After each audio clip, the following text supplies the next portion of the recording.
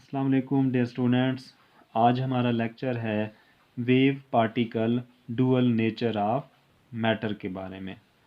इसका मतलब ये है कि मैटर वेव और पार्टिकल दोनों खसूसियात शो कर सकता है।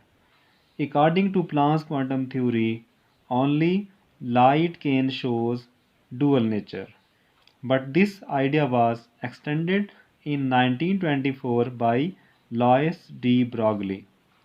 He said that all the material particles can show wave particle nature, चाहे वो इलेक्ट्रॉन, प्रोटॉन, न्यूट्रॉन हो या एटम हो या मालिक्यूल हो। इन तमाम मटेरियल पार्टिकल्स के अंदर दोनों नेचर पाई जाती हैं, वेव नेचर भी और पार्टिकल नेचर भी पाई जाती है। अपने इस आइडिया के बारे में उसने एक मैथमेटिकल इक्वेशन ड्राइव की जो कि ये थी, lambda is equal to h over m v. इस इक्वेशन के मुताबिक momentum of material particle is inversely proportional to wavelength. इसमें लैम्डा वेवलेंथ है, एच प्लैंक्स कांस्टेंट है और इसकी वैल्यू होती है 6.626 10⁻⁻³ जॉल सेकेंड। और इसके अलावा m mass of material particle है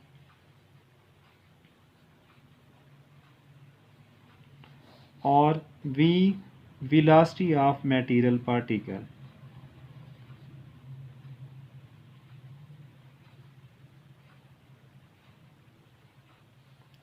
अब हम इस इक्वेशन को ड्राइव करते हैं।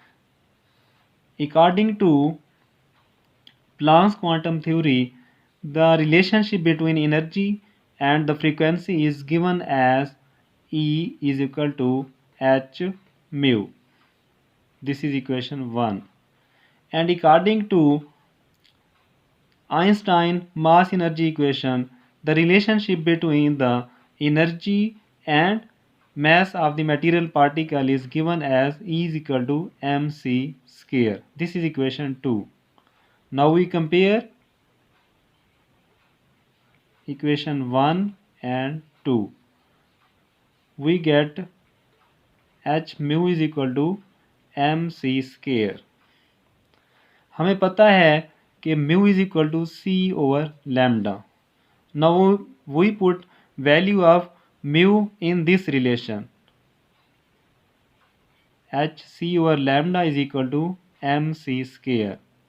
अब हम इसको अरेंज जब करेंगे तो हमारे पास जो इक्वेशन बनेगी, lambda is equal to h over m सी।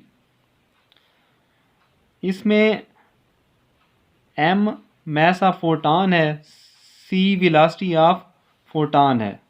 लेकिन अगर हम इलेक्ट्रॉन को मटेरियल पार्टिकल कंसीडर करते हैं तो अगर एम मास ऑफ इलेक्ट्रॉन हो और वी वेलोसिटी ऑफ इलेक्ट्रॉन हो तो ये रिलेशन फिर इस तरह से बन जाएगा, एच ओवर एम वी।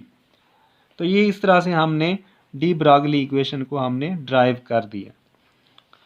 अब इसका क्या मतलब है?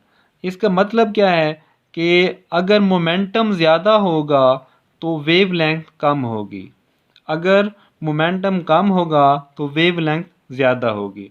मतलब ये है कि अगर कोई भारी चीज़ होगी जिसका मास ज़्यादा होगा तो उसका मोमेंटम भी ज़्यादा होगा, लेकिन उसी हिसाब से उसकी वेवलेंथ में कमी वाक़ई हो जाएगी। मतलब ये कि उसके अंदर वेव नेचर बहुत ही कम होगी।